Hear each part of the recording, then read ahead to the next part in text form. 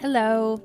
I am here again for another episode of just Liv Reads You the Iliad, because we're all going through a lot of shit, and we all need more to do with our time. So just bonus episodes for that. Another reminder, if you're coming to the podcast with this episode, I mean, you do you, but this is not what the podcast is normally like. This is pandemic bonus content, so I recommend you go and pick really any episode that doesn't have Liv Reads the Iliad in the title. With that out of the way, this is Homer's Iliad, translated by Samuel Butler, Book 8. Now when morning, clad in her robe of saffron, had begun to suffuse light over the earth, Jove called the gods in council on the topmost crest of serrated Olympus. Then he spoke, and all the other gods gave ear. "Hear me," said he, "gods and goddesses, that I may speak even as I am minded. Let none of you, neither goddess nor god, try to cross me, but obey me every one of you, that I may bring this matter to an end. If I see anyone acting a part and helping either Trojans or Danaans, he shall be beaten inordinately ere he come back again to Olympus, or I will hurl him down into dark Tartarus, far into the deepest pit under the earth, where the gates are iron and the floor bronze, as far beneath Hades as heaven is high above the earth, that you may learn how much the mightiest I am among you. Try me and find out for yourselves. Hang me a golden chain from heaven, and lay hold of it all of you, gods and goddesses together. Tug as you will not drag Jove, the supreme counselor, from heaven to earth. But were I to pull at it myself, I should draw you up with earth and sea into the bargain. Then would I bind the chain about some pinnacle of Olympus, and leave you all dangling in the mid-firmament. So far am I above all others, either of gods or men." They were frightened, and all of them held their peace, for he had spoken masterfully. But at last Minerva answered, "Father, son of Saturn, king of kings, we all know that your might is not to be gainsaid. But we are also sorry for the Danaan warriors, who are perishing and coming to a bad end. We will, however, since you so bid us, refrain from actual fighting. But we will make serviceable suggestions to the Argives, that they may not all of them perish at your displeasure." Jove smiled at her and answered, "Take heart, my child, Trito-born. I am not really in earnest, and I wish to be kind to you." With this he yoked his fleet horses with hoofs of bronze and manes of glittering gold. He girded himself also with gold about the body, seized his gold whip, and took his seat in his chariot. Thereon he lashed his horses, and they flew forward nothing loth midway twixt earth and starry heaven. After a while he reached many-fountained Ida, mother of wild beasts, and Gargarus, where are his grove and fragrant altar. There the father of gods and men stayed his horses, took them from the chariot, and hid them in a thick cloud.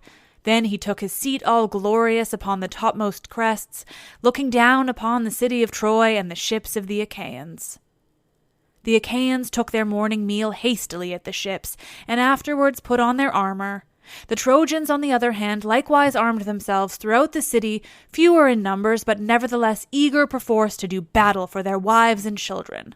All the gates were flung wide open, and horse and foot sallied forth with the tramp as of a great multitude. When they were got together in one place, shield clashed with shield, and spear with spear in the conflict of mail-clad men. Mighty was the din as the bossed shields pressed hard on one another. Death, cry and shout of triumph of slain and slayers, and the earth ran red with blood. Now, so long as the day waxed and it was still morning, their weapons beat against one another, and the people fell. But when the sun had reached mid-heaven, the sire of all balanced his golden scales, and put two fates of death within them, one for the Trojans and the other for the Achaeans. He took the balance by the middle, and when he lifted it up, the day of the Achaeans sank. The death-fraught scale of the Achaeans settled down upon the ground, while that of the Trojans rose heavenwards. Then he thundered aloud from Ida, and sent the glare of his lightning upon the Achaeans. When they saw this, pale fear fell upon them, and they were sore afraid. Idomeneus dared not stay, nor yet Agamemnon, nor did the two Ajaxes, servants of Mars, hold their ground. Nestor, knight of Gerene, alone stood firm, bulwark of the Achaeans. Not of his own will, but one of his horses was disabled.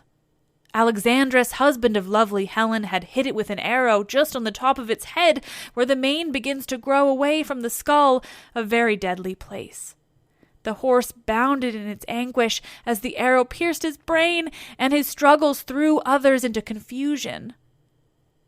The old man instantly began cutting the traces with his sword, but Hector's fleet horses bore down upon him through the rout with their bold charioteer. Even Hector himself and the old man would have perished there and then had not Diomedes been quick to mark, and with a loud cry called Ulysses to help him. "Ulysses," he cried, "noble son of Laertes, where are you flying to, with your back turned like a coward? See that you are not struck with a spear between the shoulders. Stay here and help me defend Nestor from this man's furious onset." Ulysses would not give ear, but sped onward to the ships of the Achaeans, and the son of Tydeus, flinging himself alone into the thick of the fight, took his stand before the horses of the sons of Neleus. "Sir," said he, "these young warriors are pressing you hard. Your force is spent, and age is heavy upon you. Your squire is not, and your horses are slow to move. Mount my chariot and see what the horses of Tros can do. How cleverly they can scud hither and thither over the plain, either in flight or in pursuit. I took them from the hero Aeneas.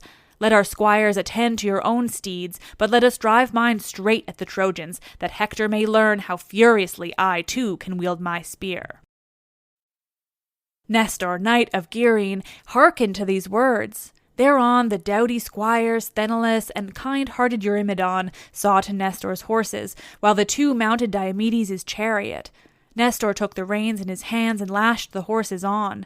They were soon close up with Hector, and the son of Tydeus aimed a spear at him as he was charging full speed towards them.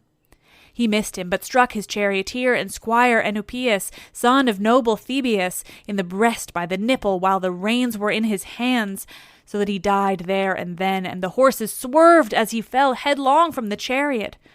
Hector was greatly grieved at the loss of his charioteer, but let him lie for all his sorrow, while he went in quest of another driver. Nor did his steeds have long to go without one, for he presently found brave Archeptolemus, the son of Iphitus, and made him get up behind the horses, giving the reins into his hands. All had then been lost, and no help for it, for they would have been penned up in Ilias like sheep, had not the sire of gods and men been quick to mark, and hurled a fiery flaming thunderbolt which fell just in front of Diomedes' horse, with a flare of burning brimstone. The horses were frightened and tried to back beneath the car, while the reins dropped from Nestor's hands. Then he was afraid and said to Diomedes, "Son of Tydeus, turn your horses in flight. See you not that the hand of Jove is against you?"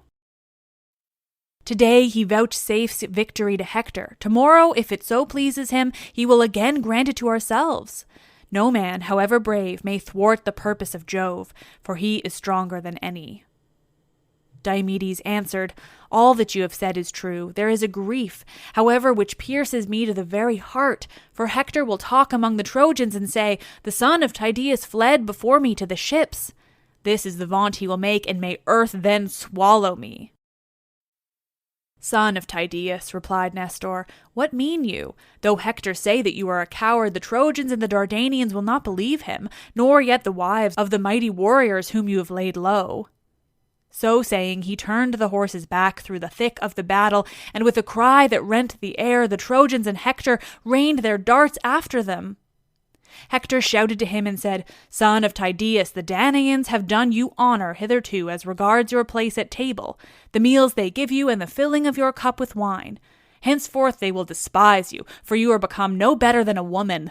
Be off, girl, and coward that you are, you shall not scale our walls through any flinching upon my part. Neither shall you carry off our wives in your ships, for I shall kill you with my own hand." The son of Tydeus was in two minds whether or no to turn his horses round and fight him. Thrice did he doubt, and thrice did Jove thunder from the heights of Ida, in token to the Trojans that he would turn the battle in their favor. Hector then shouted to them and said, "Trojans, Lycians, and Dardanians, lovers of close fighting, be men, my friends, and fight with might and with main.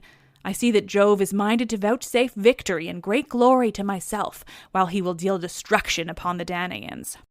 Fools, for having thought of building this weak and worthless wall, it shall not stay my fury. My horses will spring lightly over their trench, and when I am at their ships, forget not to bring me fire that I might burn them, while I slaughter the Argives, who will be all dazed and bewildered by the smoke. Then he cried to the horses, Xanthus and Podargus, and you, Ethon and goodly Lampus, pay me for what you keep now, and pay for all the honey-sweet corn with which Andromache, daughter of great Eetion, has fed you. And for she has mixed wine and water for you to drink whenever you would, before doing so for even me, who am her own husband. Haste in pursuit, that we may take the shield of Nestor, the fame of which ascends to heaven, for it is of solid gold, arm rods and all, and that we may strip from the shoulders of Diomedes the cuirass which Vulcan made for him. Could we take these two things, the Achaeans would set sail in their ships this self-same night. Thus did he vaunt, but Queen Juno made high Olympus quake as she shook with rage upon her throne. Then said she to the mighty god of Neptune, What now, wide-ruling lord of the earthquake? Can you find no compassion in your heart for the dying Danaans, who bring you many a welcome offering to Helice and Aegae? Wish them well, then, if all of us who are with the Danaans were to drive the Trojans back and keep Jove from helping them, he would have to sit there sulking alone on Ida. King Neptune was greatly troubled and answered, Juno, rash of tongue, what are you talking about?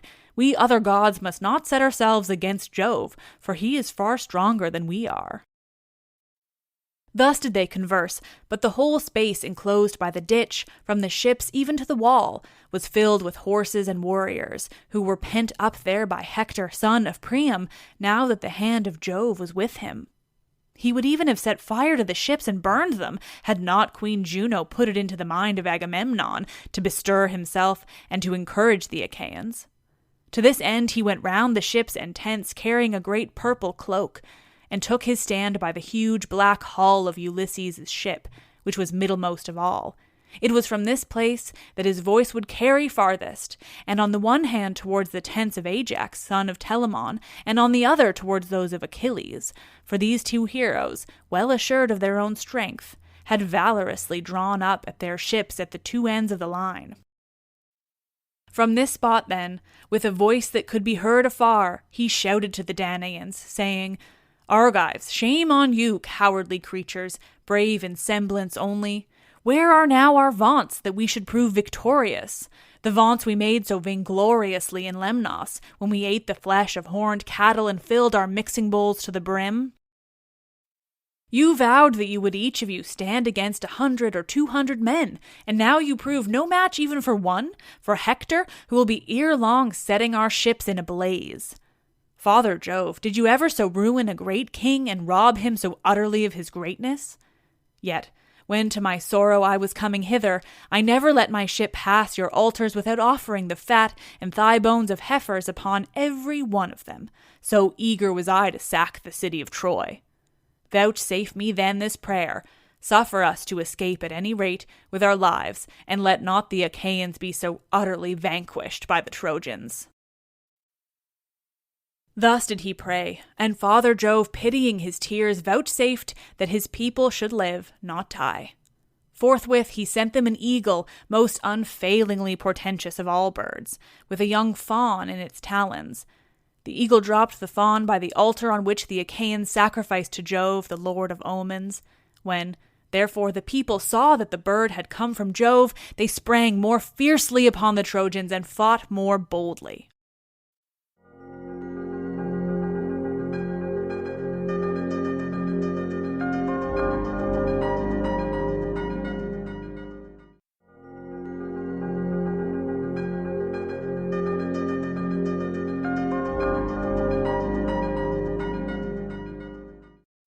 There was no man of all the many Danaans who could then boast that he had driven his horses over the trench and gone forth to fight sooner than the son of Tydeus. Long before anyone else could do so, he slew an unarmed warrior of the Trojans, Agelaus, the son of Phraedmon.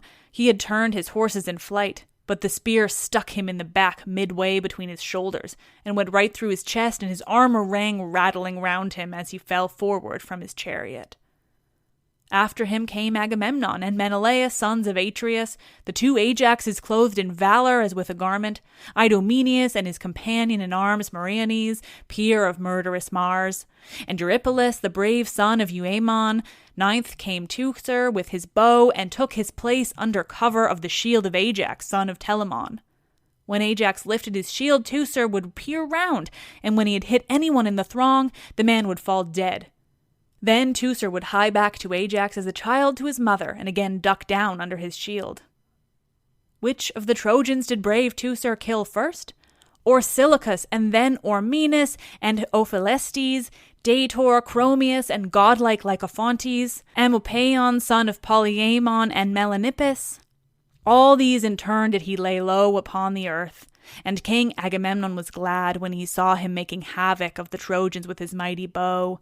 He went up to him and said, "Teucer, man after my own heart, son of Telamon, captain among the host, shoot on, and be at once the saving of the Danaans and the glory of your father Telamon, who brought you up and took care of you in his own house when you were a child, bastard though you were. Cover him with glory, though he is far off. I will promise and I will assuredly perform. If Aegis-bearing Jove and Minerva grant me to sack the city of Iliad, you shall have the next best breed of honor after my own, a tripod, or 2 horses with their chariot, or a woman who shall go up into your bed." And Teucer answered, "Most noble son of Atreus, you need not urge me. From the moment we began to drive them back to Iliad, I have never ceased, so far as in me lies, to look out for the men whom I can shoot and kill. I have shot 8 barbed shafts, and all of them have been buried in the flesh of warlike youths, but this mad dog I cannot hit." As he spoke, he aimed another arrow straight at Hector, for he was bent on hitting him. Nevertheless, he missed him, and the arrow hit Priam's brave son Gorgythion in the breast. His mother, fair Castianera, lovely as a goddess, had been married to Aesyme, and now he bowed his head as a garden poppy in full bloom when it is weighed down by showers in spring. Even thus heavy bowed his head beneath the weight of his helmet. Again he aimed at Hector, for he was longing to hit him, and again his arrow missed, for Apollo took it aside. But he hit Hector's brave charioteer, Archeptolemus, in the breast by the nipple as he was driving furiously into the fight. The horses swerved aside as he fell headlong from the chariot, and there was no life left in him. Hector was greatly grieved at the loss of his charioteer, but for all his sorrow he let him lie where he fell, and bade his brother, Cabriones, who was hard by, take the reins. Cabriones did as he said. Hector thereon, with a loud cry, sprang from his chariot to the ground, and seizing a great stone made straight for Teucer, with intent to kill him. Teucer had just taken an arrow from his quiver and had laid it upon the bowstring, but Hector struck him with the jagged stone as he was taking aim, and drawing the string to his shoulder, he hit him just where the collarbone divides the neck from the chest, a very deadly place, and broke the sinew of his arm, so that his wrist was less, and the bow dropped from his hand as he fell forward on his knees. Ajax saw that his brother had fallen, and running towards him bestrode him and sheltered him with the shield. Meanwhile his 2 trusty squires, Mectistius, son of Echius, and Alastor, came up and bore him to the ships, groaning in great pain. Jove now again put heart into the Trojans, and they drove the Achaeans to their deep trench with Hector in all his glory at their head. As a hound grips a wild boar or lion in flank or buttock when he gives him chase and watches warily for his wheeling, even so did Hector follow close upon the Achaeans, ever killing the hindmost as they rushed panic-stricken onwards. When they had fled through the set stakes and trench, and many Achaeans had been laid low at the hands of the Trojans, they halted at their ships, calling upon one another and praying every man instantly as they lifted up their hands to the gods. But Hector wheeled his horses this way and that, his eyes glaring like those of Gorgo or murderous Mars. Juno, when she saw them, had pity upon them, and at once said to Minerva, "Alas, child of Aegis-bearing Jove, shall you and I take no more thought for the dying Danaans, though it be the last time we ever do so? See how they perish and come to a bad end before the onset of but a single man. Hector, the son of Priam, rages with intolerable fury and has already done great mischief." Minerva answered, Would indeed this fellow might die in his own land and fall by the hands of the Achaeans. But my father Jove is mad with spleen, ever foiling me, ever headstrong and unjust. He forgets how often I saved his son when he was worn out by the labors of Eurystheus had laid on him. He would weep till his cry came up to heaven, and then Jove would send me down to help him.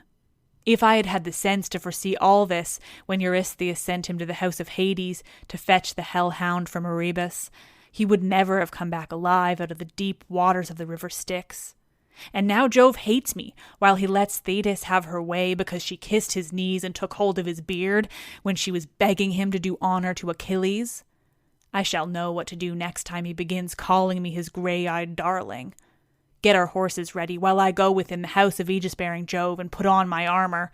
We shall then find out whether Priam's son Hector will be glad to meet us in the highways of battle, or whether the Trojans will glut hounds and vultures with the fat of their flesh, as they be dead by the ships of the Achaeans. Thus did she speak, and white-armed Juno, daughter of great Saturn, obeyed her words.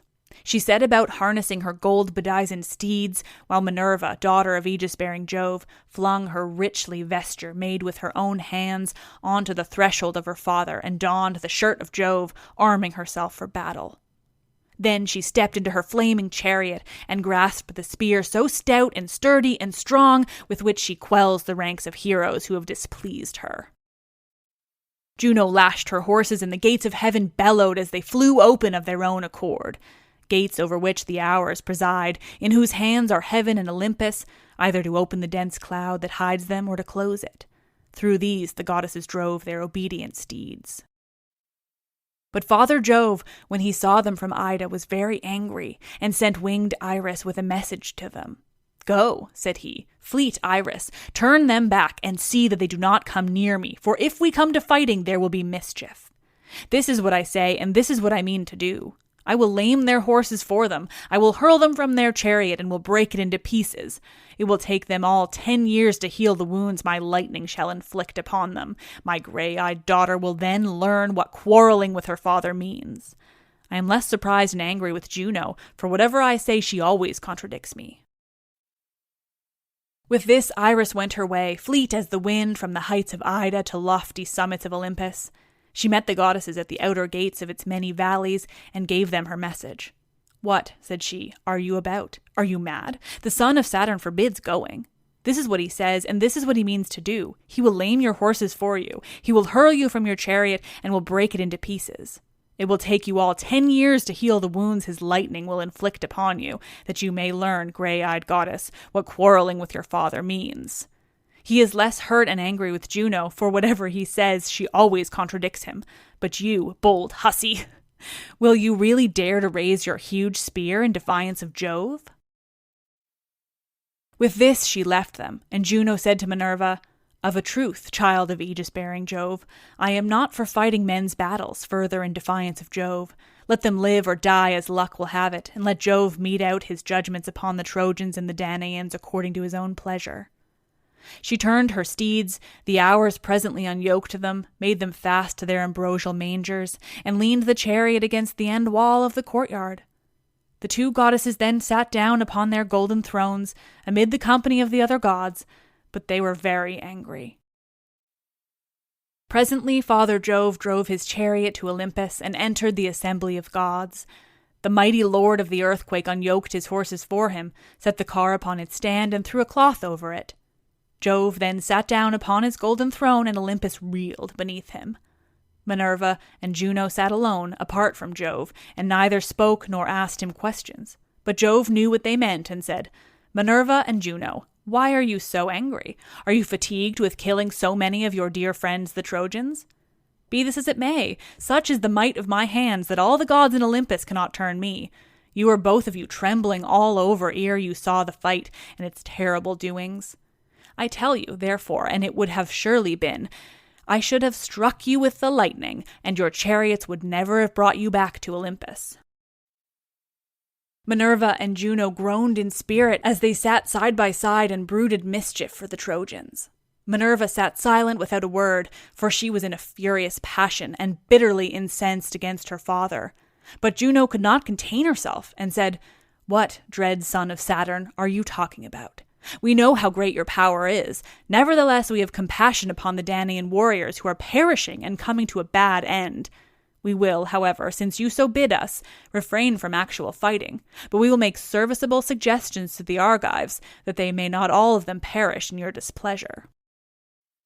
And Jove answered, Tomorrow morning, Juno, if you choose to do so, you will see the son of Saturn destroying large numbers of the Argives, for fierce Hector shall not cease fighting till he has roused the son of Peleus, when they are fighting in dire straits at their ships, sterns about the body of Patroclus.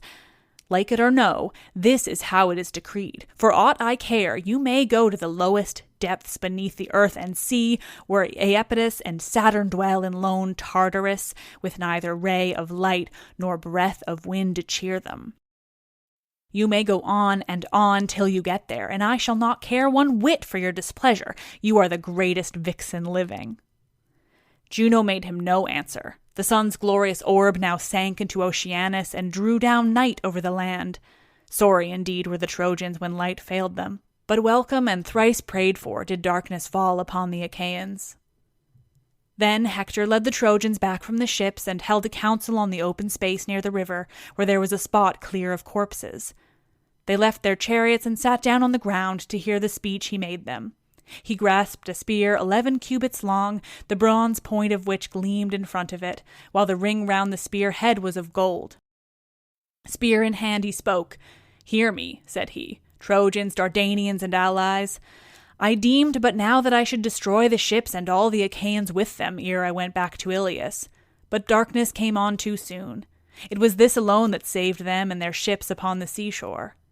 Now, therefore, let us obey the behests of night, and prepare our suppers. Take your horses out of their chariots, and give them their feeds of corn. Then make speed to bring sheep and cattle from the city. Bring wine also and corn for your horses, and gather much wood, that from dark till dawn we may burn watchfires, whose flare may reach to heaven. For the Achaeans may try to fly beyond the sea by night, and they must not embark scatheless and unmolested. Many a man among them must take a dart with him to nurse at home, hit with a spear or arrow as he is leaping on board his ship, that others may fear to bring war and weeping upon the Trojans. Moreover, let the heralds tell it about the city that the growing youths and grey-bearded men are to camp upon its heaven-built walls. Let the women of each of them light a great fire in her house, and let watch be safely kept, lest the towns be entered by surprise, while the host is outside. See to it, brave Trojans, as I have said, and let this suffice for the moment. At daybreak I will instruct you further. I pray in hope to Jove and to the gods that we may then drive those fate-sped hounds from our land, for 'tis the fates that have borne them and their ships hither. This night, therefore, let us keep watch. But with early morning let us put on our armor and rouse fierce war at the ships of the Achaeans. I shall then know whether brave Diomedes, the son of Tydeus, will drive me back from the ships to the wall, or whether I shall myself slay him and carry off his blood-stained spoils. Tomorrow let him show his mettle, abide my spear if he dare. I ween that at daybreak he shall be among the first to fall, and many another of his comrades round him. Would that I were as sure of being immortal, and never growing old, and of being worshipped like Minerva and Apollo, as I am that this day will bring evil to the Argives. Thus spoke Hector, and the Trojans shouted applause. They took their sweating steeds from under the yoke, and made them fast each by his own chariot. They made haste to bring sheep and cattle from the city. They brought wine also and corn from their houses, and gathered much wood. They then offered unblemished hecatombs to the immortals, and the wind carried the sweet savour of sacrifice to heaven. But the blessed gods partook not thereof, for they bitterly hated Ilias with Priam and Priam's people. Thus, high in hope, they sat through the livelong night by the highways of war, and many a watchfire did they kindle. As when the stars shine clear and the moon is bright, there is not a breath of air, not a peak, nor glade, nor jutting headland, but it stands out in the ineffable radiance that breaks from the serene of heaven. The stars can all of them be told, and the heart of the shepherd is glad. Even thus shone the watchfires of the Trojans before Ilias, midway between the ships and the river Xanthus. 1,000 campfires gleamed upon the plain, and in the glow of each there sat 50 men, while the horses, champing oats and corn beside their chariots, waited till dawn should come.